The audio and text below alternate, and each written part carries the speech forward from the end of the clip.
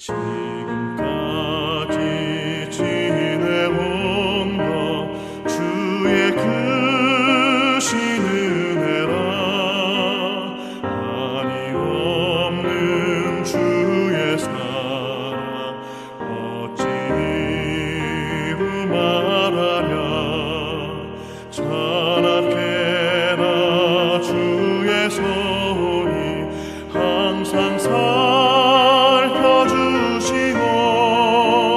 모든 일을 주 안에서 형통하게 하시네.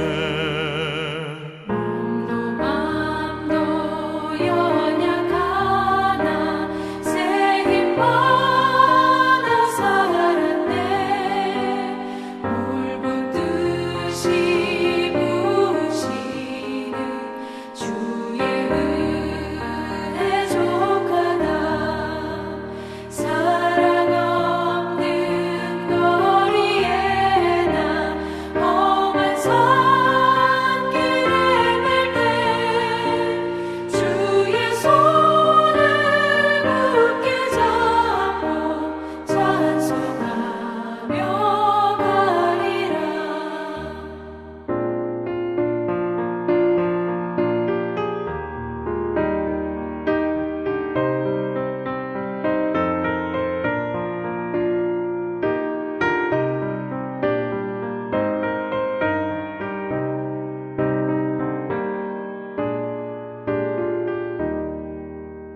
주님 다시 배울 날이 날로 다가와.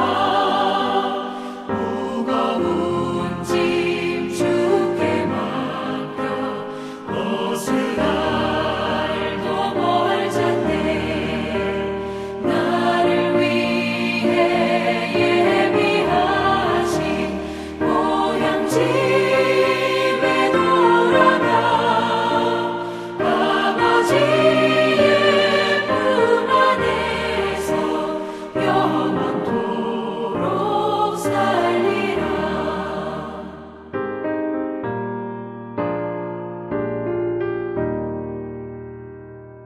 나훔 1장 9절로 15절 말씀 함께 읽도록 합니다. 너희는 여호와께 대하여 무엇을 꾀하느냐? 그가 온전히 멸하시리니 재난이 다시 일어나지 아니하리라. 가시덤불같이 엉클어졌고 술을 마신 것 같이 취한 그들은 마른 지푸라기 같이 모두 탈 것이거늘 여호와께 악을 꾀하는 한 사람이 너희 중에서 나와서 사악한 것을 권하는도다. 여호와께서 이같이 말씀하시기를 그들이 비록 강하고 많을지라도 반드시 멸절을 당하리니 그가 없어지리라. 내가 전에는 너를 괴롭혔으나 다시는 너를 괴롭히지 아니할 것이라. 이제 내가 지은 그의 멍에를 내가 깨뜨리고 내 결박을 끊으리라. 나 여호와가 내게 대하여 명령하였나니 내 이름이 다시는 전파되지 않을 것이라. 내가 내 신들의 집에서 새긴 우상과 부은 우상을 멸절하며 내 무덤을 준비하리니 이는 내가 쓸모없게 되었습니다. 볼지어다 아름다운 소식을 알리고 화평을 전하는 자의 발이 산 위에 있도다. 유다야 내 절기를 지키고 내 소원을 갚을지어다. 악일이 진멸되었으니 그가 다시는 내 가운데로 통행하지 아니하리로다 하시니라. 아멘. 멍에와 결박으로부터 라는 제목으로 아침 묵상 함께 나누도록 하겠습니다. 오늘 아침 미국 미네소타주 조지 플로이드 살인 사건의 가해자였던 전 경찰관 데릭 쇼빈에 대하여 배심원 만장일치 유죄 판결을 받았습니다. 이에 판사는 이 사건을 인류에 대한 범죄라는 단어를 사용했습니다. 인류에 대한 범죄.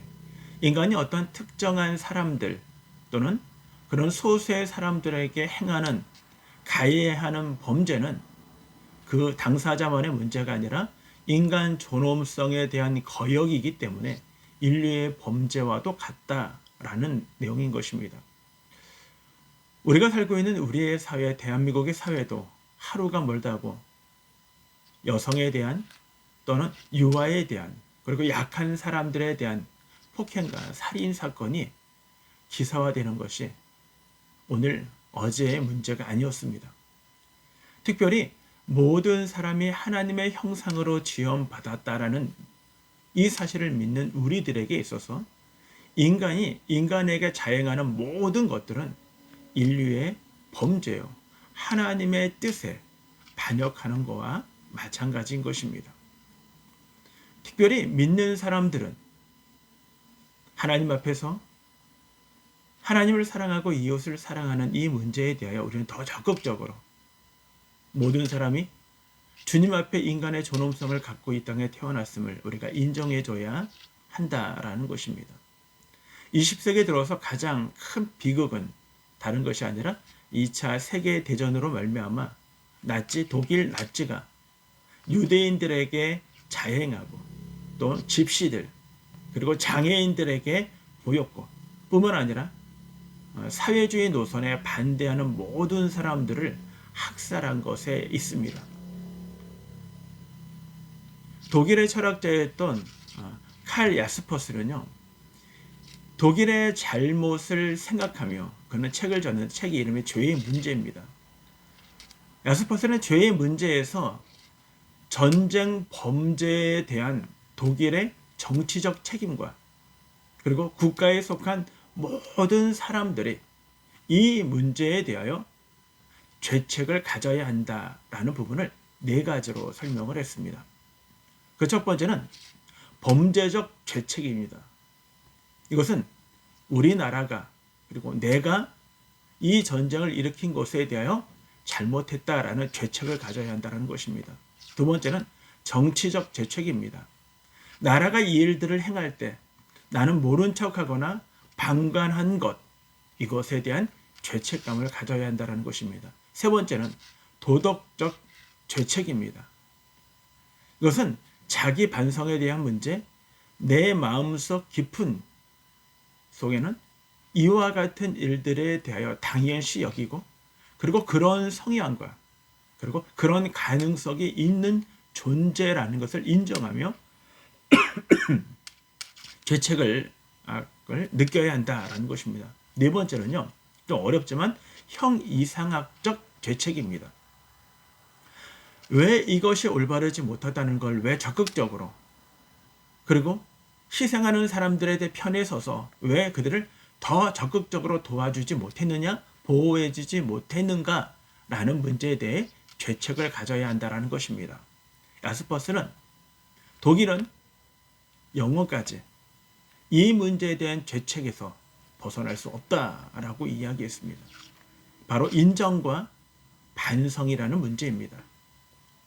그런가 하면 우리나라에 가까운 나라는 전쟁, 범죄 국가임에서도 불구하고 그들은 모든 역사를 왜곡하거나 핑계하고 있다는 것입니다. 인정과 반성이 아닌 핑계와 왜곡입니다. 그들은 전쟁으로 인한 패전국임에도 불구하고 그들의 교과서에는 패전국이 아니라 종종국으로 이야기합니다.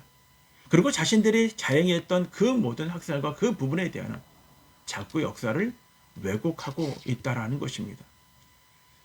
한 기자가 왜 일본 사람들은 한국 사람을 싫어하는가라는 문제를 이야기할 때 쉽게 생각할 수 있는 문제가 보편적인 것이 그것입니다.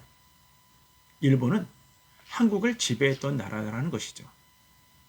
그러니 지배받은 나라, 그들에 대하여 우습게 생각하는 경향이 일본 사람들에게 있다라는 것입니다. 특별히 극우 세력에게 있다라는 것입니다.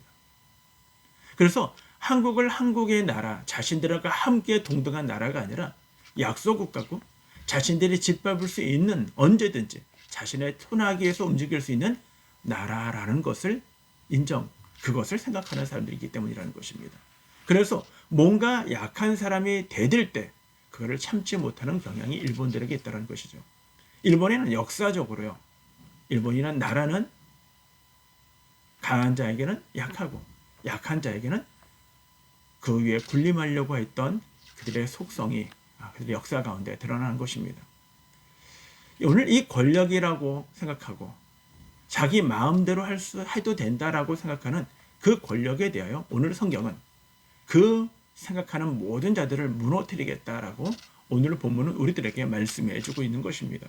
오늘 말씀 12절은 이렇게 이야기합니다. 여호와께서 이같이 말씀하시기를 그들이 비록 강하고 많을지라도 반드시 멸절을 당하리니 그가 없어지리라. 내가 전에는 너를 괴롭혔으나 다시는 너를 괴롭히지 아니할 것이다 라고 얘기합니다. 어떻게 하시겠다고 하냐면 멸절하시겠다라는 것입니다. 그리고 그들은 없어지게 될 것이다. 이것을 누가 얘기하고 있냐면 나훔 선지자가 얘기하고 있죠. 누가 하신 말씀입니까? 하나님이 하신 말씀입니다.